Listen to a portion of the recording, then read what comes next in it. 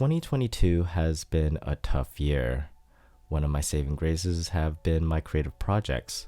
If you've been following my channel, you know I'm deep in some pretty big projects, including my novel and short stories. However, even my passion project comes with its struggles.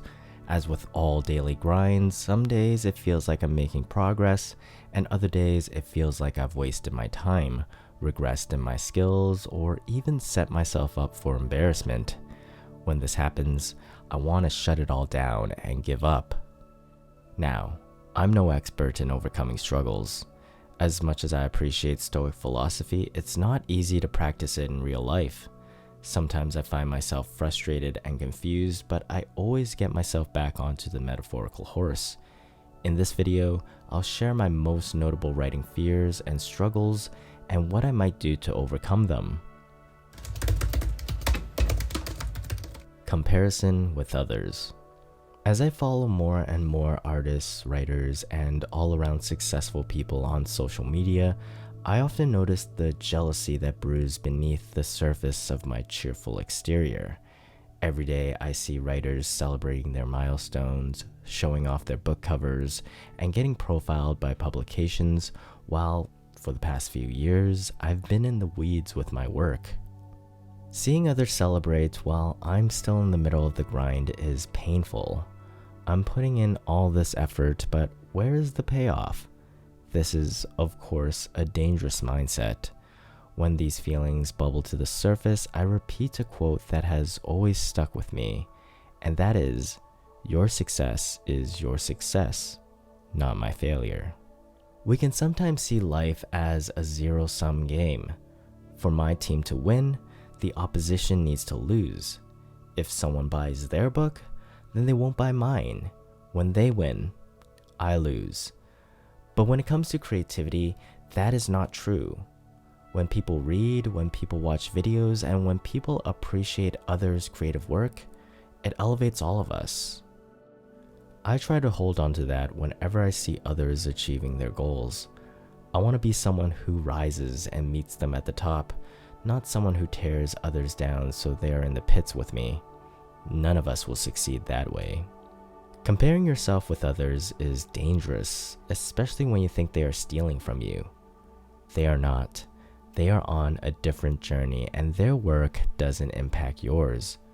Don't compare your work in progress to someone else's finished product.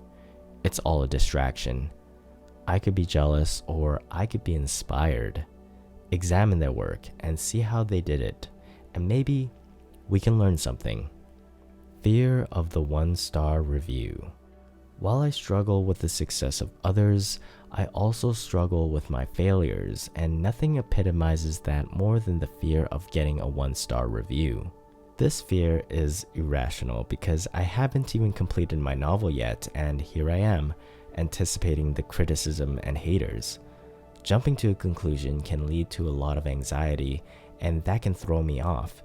It creates unnecessary pressure that causes me to second-guess every word I write and every piece I publish. Here's the thing, I've yet to get a one-star review for my work. One day I will, but for now I have no real experience. While I've gotten negative comments from instructors and on social media and can imagine a similar pain, I don't know what I'm dealing with. It's that unfamiliar negative feeling that scares me. It's like anticipating a car crash while your friend is driving. Nobody feels good about that. We as humans put more value on negative comments than on positive ones. We've all been there.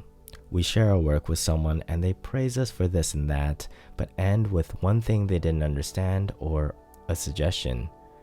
All the nice thing they said disappeared, and now we're fixated on that negative comment.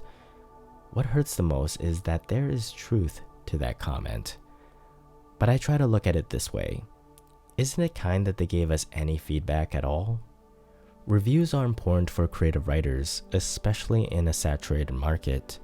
It's painful to work on something for so long only to have someone trash it, but as Gary Vee would say, ignore all of it. Good and bad. None of it matters. Take constructive criticism when it's offered, but when it's unsolicited, criticism is a gift you don't need to accept. You don't need to apply it to your work. Fear is not a bad thing. The fear pushes me to work hard, do everything I can, and make sure it meets my standards. Once it does, then it doesn't matter what other people say because I approve of it. I stand behind it. I can't make everyone happy, but I can hold my head high. There are bound to be people who hate my work. That's not necessarily a bad thing. It sucks that they have to give me a 1 star and hurt me, but hey, it was made for them. But here's the good news. They chose to engage with it, and that's worth celebrating. The reward may not be worth it.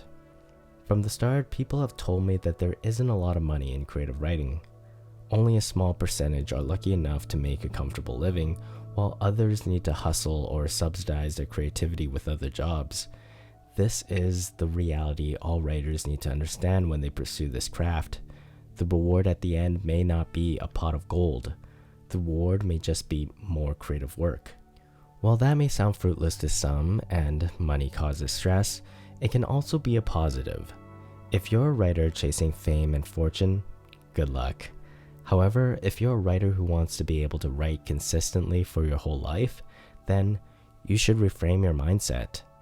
You're not writing to make money, you're making money to keep writing. The act of writing is the reward. The fact that you get to wake up every morning and work on something you're passionate in is something you should be grateful for.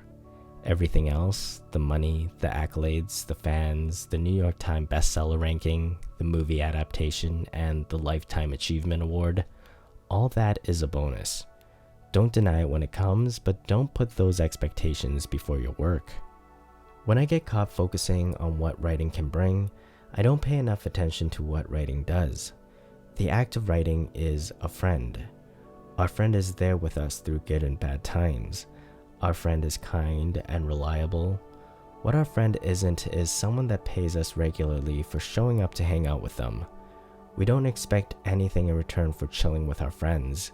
We should be so lucky to spend time with them. And so it goes with writing.